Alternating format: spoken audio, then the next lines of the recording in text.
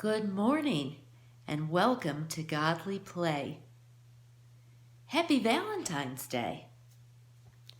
Today's story is another story about Jesus talking to people in the temple and teaching people about what things he wants them to know about God.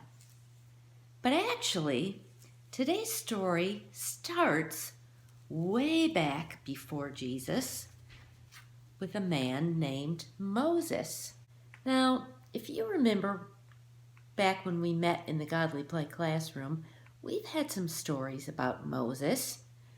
Moses was the man who led the people of God out of Egypt, out of slavery in Egypt, across the Red Sea, and into their own promised land.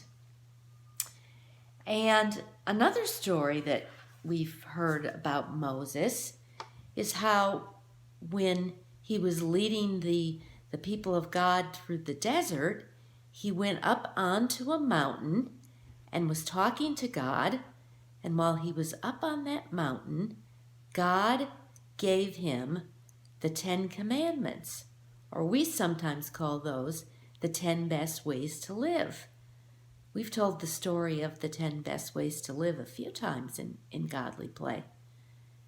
So the 10 best ways to live, or the 10 Commandments, God wrote on these 2 stone tablets, gave them to Moses, so Moses could give them to the people, and the people carried them with them, those 2 tablets with them, through the desert in the Ark of the Covenant.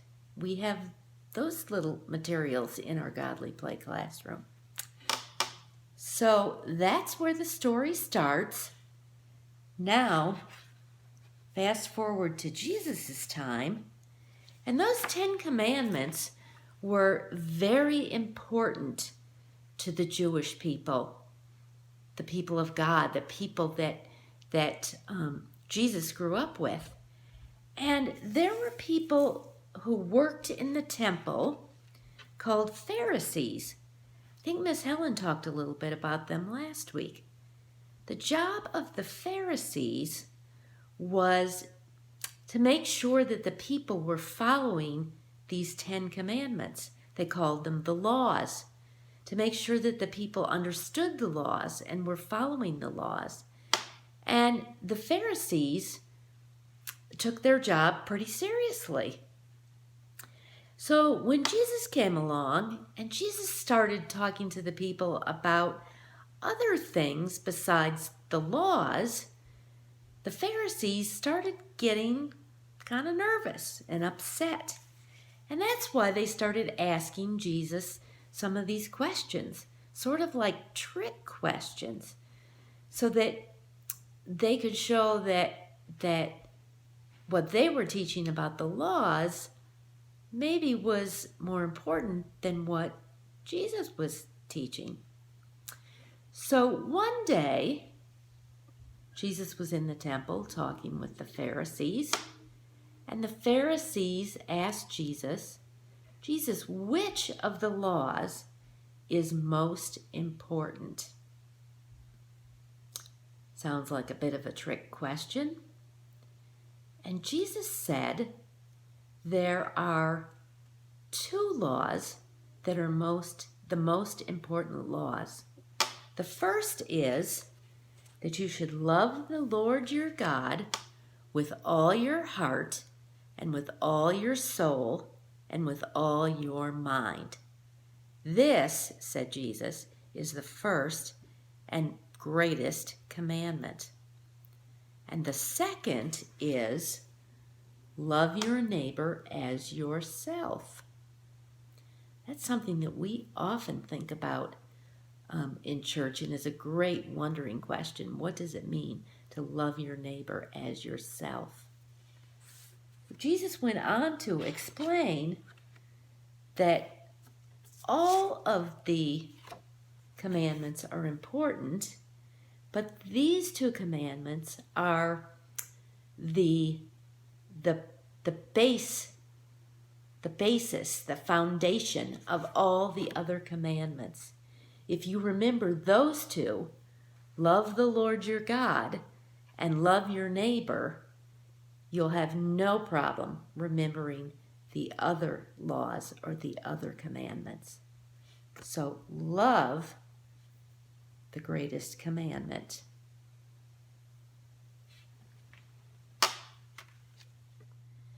Welcome back, everybody, and happy Valentine's Day again. You know, the reason why I picked the story of the greatest commandment for today is because the greatest commandment is love.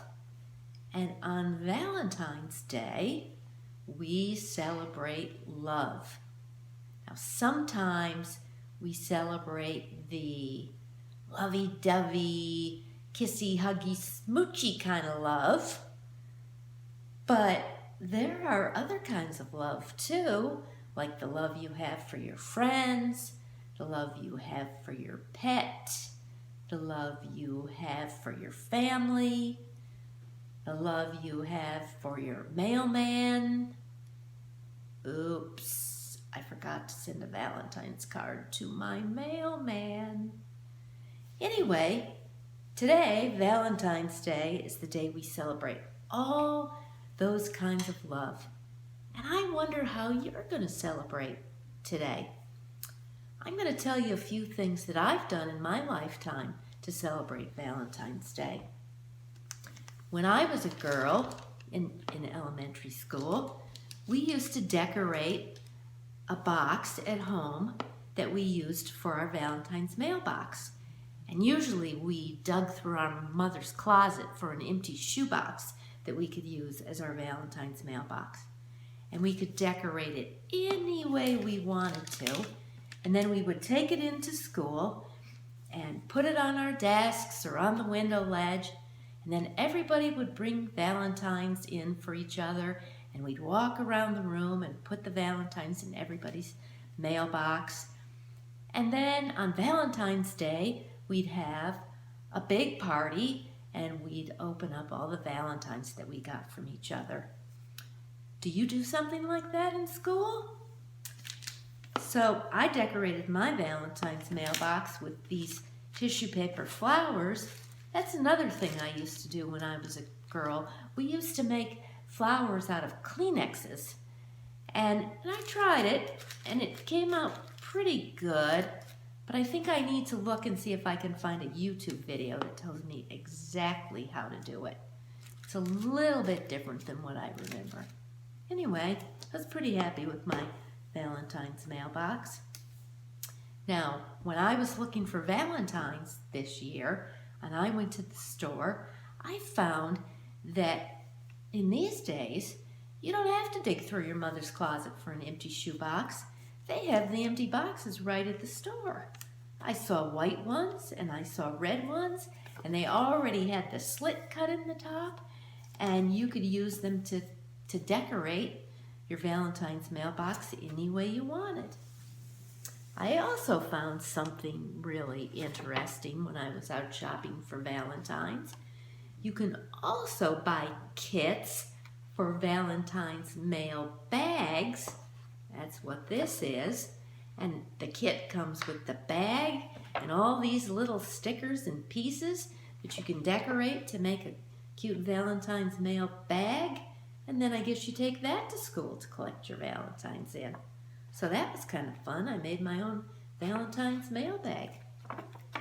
Now, when my children were young, like in elementary school, we used to have a Valentine's celebration at our house. All 5 of us would have some kind of Valentine's mailbox.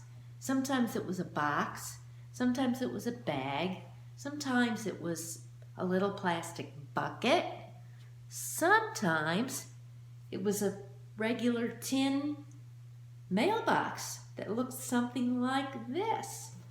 There, it's even got the flag on it. And opened up like this. And in the week before Valentine's Day, we would buy Valentine's cards or make our own cards, and we would write out messages on them to each other.